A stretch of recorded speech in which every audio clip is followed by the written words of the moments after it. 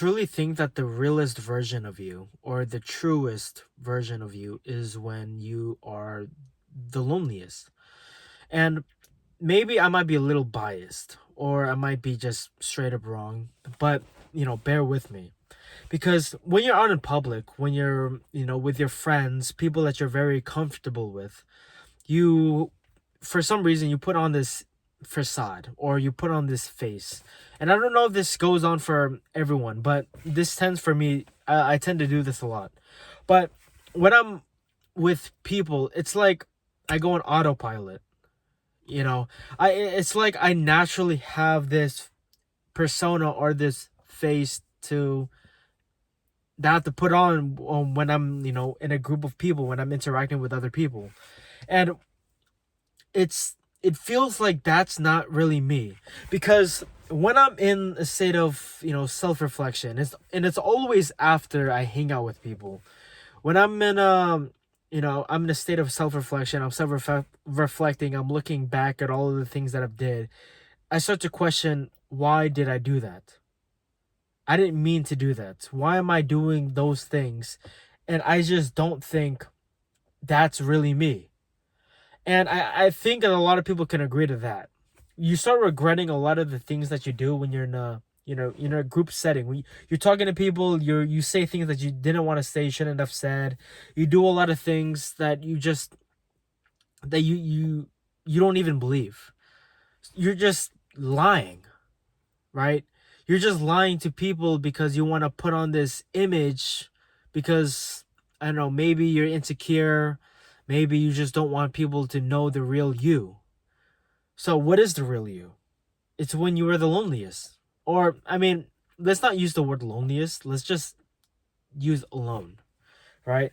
But the reason why I say loneliest is because when you are lonely, you're not you feel like there's just no one by your side, right? And that feeling sucks, right? So in order to switch it up, we think that let's try to add a positive outlook on this negative feeling, feeling lonely. Because I think that this is being when you're loneliest, because it happens to a lot of people.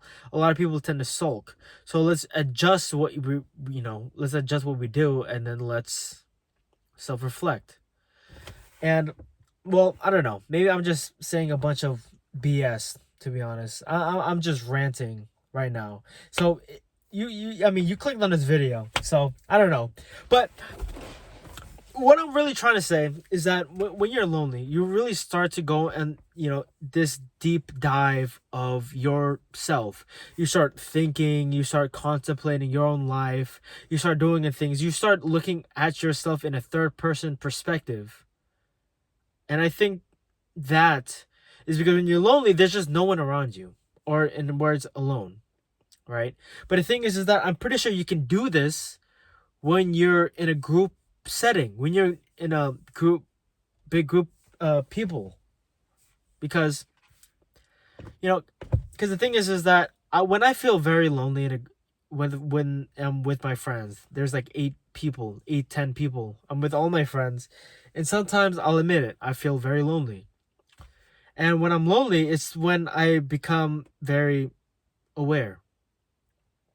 I don't know how that works out, what kind of psychology, but it's weird. I've become very conscious when I'm lonely. And I really start to watch what I say. I start to reflect on a lot of the things I really think before I do anything. Cuz like it's weird. But I'm more sane when I'm lonely.